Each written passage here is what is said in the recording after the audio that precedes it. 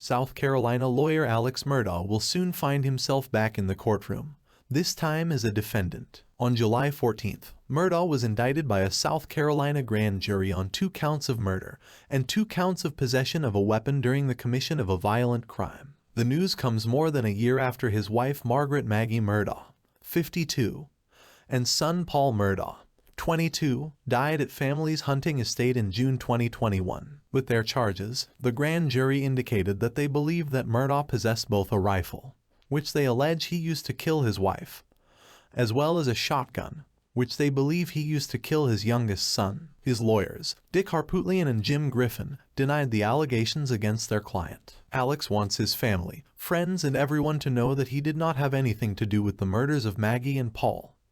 They said in a statement, "He loved them more than anything in the world." It was very clear from day one that law enforcement and the Attorney General prematurely concluded that Alex was responsible for the murder of his wife and son. They continued, "But we know that Alex did not have any motive whatsoever to murder them." As a result, Murdaugh's lawyers announced that they are immediately filing a motion for a speedy trial, requesting the Attorney General turn over evidence within 30 days and for a trial to begin within 60 days after evidence is received. In a statement, SC State Law Enforcement Division Chief Mark Keel called the indictment against Murdaugh one more step in a long process of justice for Maggie and Paul. Over the last 13 months, SLED agents and our partners have worked day in and day out to build a case against the person responsible for the murders of Maggie and Paul to exclude those who are not.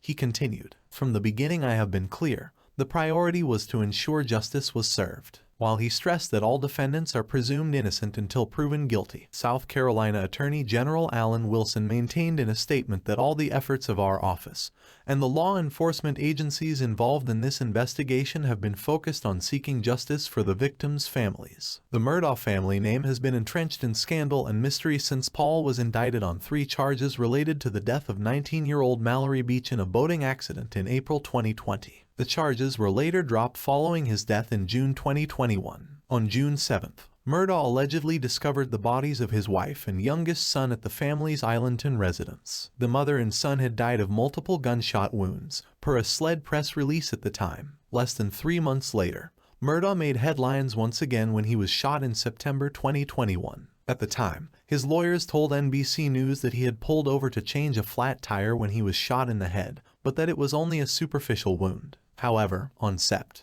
14, Murdaugh's lawyer Dick Harpootlian told Today that his client, who had been battling opioid addiction, had orchestrated the assassination attempt so his eldest son, Richard Buster Alexander Jr., would receive his $10 million life insurance policy. Since then, the Murdaugh family has been linked to the reopening of multiple cases throughout the state, including the death 19-year-old Stephen Smith and of the family's housekeeper Gloria Satterfield. After checking into a rehab facility in Florida, Murdaugh was later arrested in October 2021 and charged with 2 felony counts of obtaining property by false pretenses. He was extradited back to South Carolina, where he has remained in jail since.